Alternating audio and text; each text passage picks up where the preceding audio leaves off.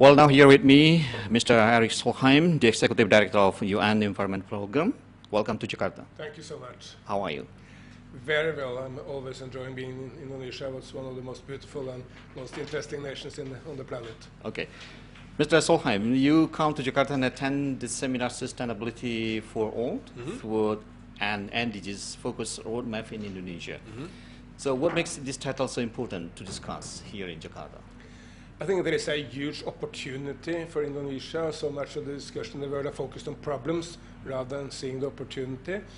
Indonesia can have any number of jobs, bring people out of poverty and into prosperity, and take care of the environment at the same time. For instance, avoiding plastics in the ocean, getting more tourists, better fisheries, for instance, providing better income for palm oil farmers, so they get better livelihood, while at the same time protecting the forest better. Okay. So, but it doesn't mean that Indonesia does not have any roadmap to achieve the SDGs, right?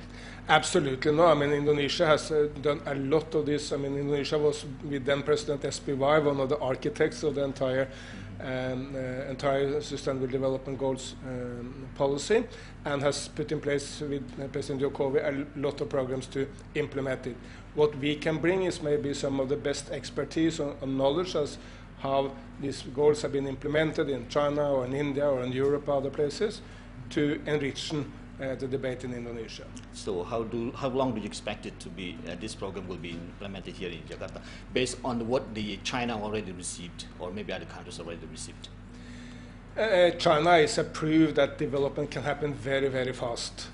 They have turned around first on development and now lately on environment at the speed no other nation has done in human history. But interesting, I mean, for instance, 70% of all high-speed rail, environment-friendly rail in the world is now in China. 50% of all the solar energy we got into the global grid last year came in China. So a lot is happening there. Not so well known maybe is that India is also turning around very, very fast.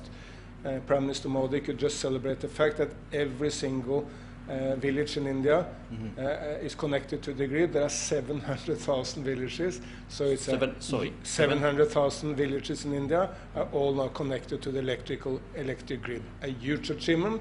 He can also celebrate the fact that millions upon millions of Indians have now got access to toilet, which they didn't have in the past. So both in China and in India, there is huge progress. Okay. So, Mr. Solheim, how do you comment on Indonesia's achievement toward the MDGs first, and then we come to the SDGs that we are? Indonesia is another successful nation. In the 1960s, when modern Indonesia in a way took off, the life expectancy here was in the 40s. Now it's well above 70.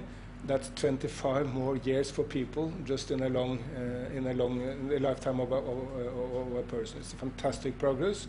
In the 1990s, this was a very vulnerable nation, which people said, oh, there are problems all over the place, in Aceh, in the Molucks, in Sulawesi, of course, in East Timor at the time.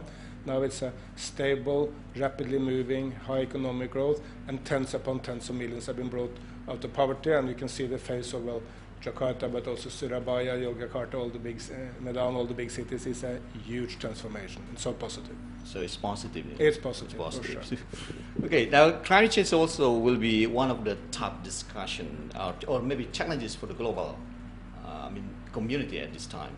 And how do you think this one should be handled? Since yes, Indonesia is fighting with its environmental issues, like we maybe just now said that we are maybe successful in achieving SDGs, but we have problem with our forests, with our palm oil plantation. I think Indonesia should see the forest and palm oil business as an opportunity for progress. The forest can be well protected and the peatlands can be well protected, while at the same time the palm oil business is growing.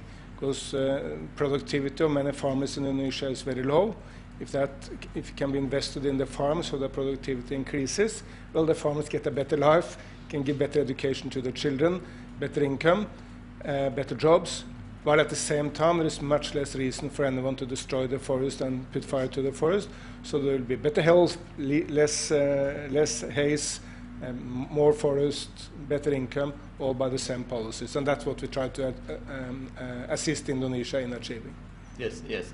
It is true that we have to protect the forests also, but since there are a new reforestry, I mean not reforestry, opening new land for their plantations, and there was, and maybe there are haze there, fires, and then some, this is also a big problem for Indonesia because sometimes this haze comes to other, yes, and then how do you think the Indonesian government is already doing to handle this case?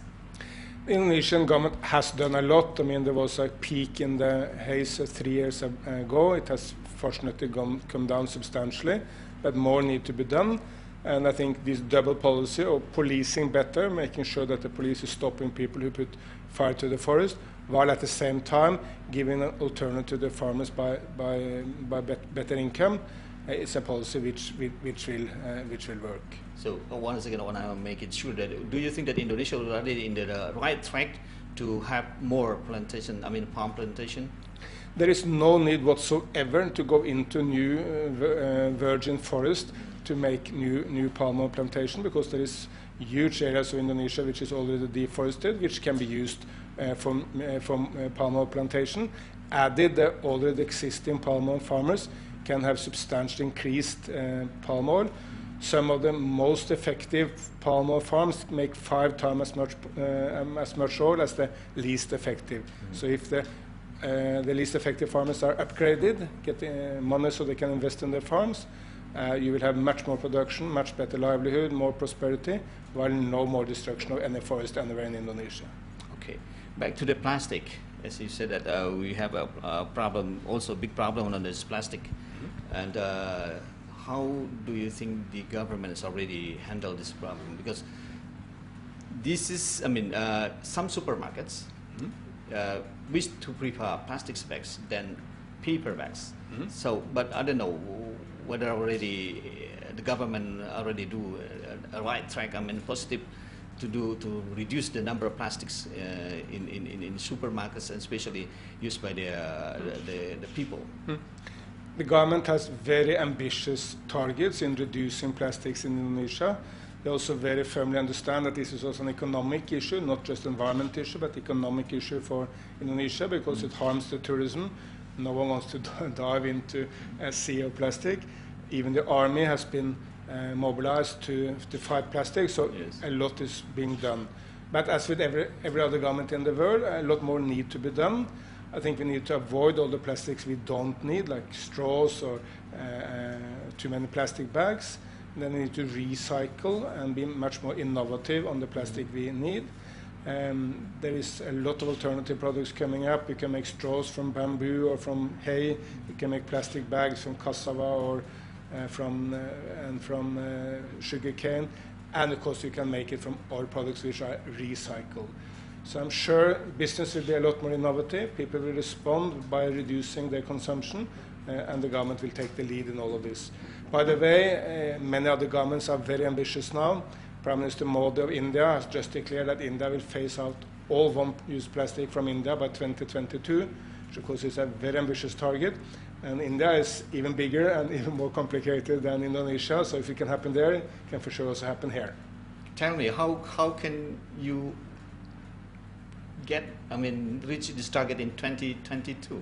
Is it only 4 years to come from now? By determined political will from the top, and by mobilizing the people from different religious communities through cricket, through Hindu gurus. And a number of ways of mobilizing the will of the people, and then mobilizing business to find much better products which are not destroying the environment. If you make plastic products from natural material, they can be thrown away in nature and they will degrade naturally. So it does mean that involving all the stakeholders? There is no way one man or one government can achieve anything alone, only when they mobilize, as in India, the different states of India which are powerful, the cricket players, the Hindu gurus, the Christian and Muslim leaders. When they mobilize the wide variety of society, then they can be successful. And I think the same recipe will also be very powerful in Indonesia. Are you sure? Yeah. Absolutely. And the target will be the same? It's for the Indonesian government to set a target, but just to say that what can happen in India for sure can happen any other place in the world, because India is bigger and more complicated than any other place. In 2 years' time, Indian population will be the biggest in the world, also surpassing China. Okay. Mr. Ari Solheim, is there anything that you want to say that maybe I missed during the interview?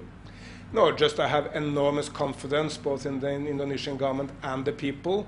It has shown over the last decade how much it can transform in Indonesia, and I'm sure they can make the same transformation on protecting the forest and cleaning up the oceans and make them plastic free. Okay, thank you very much for Thank your you. time.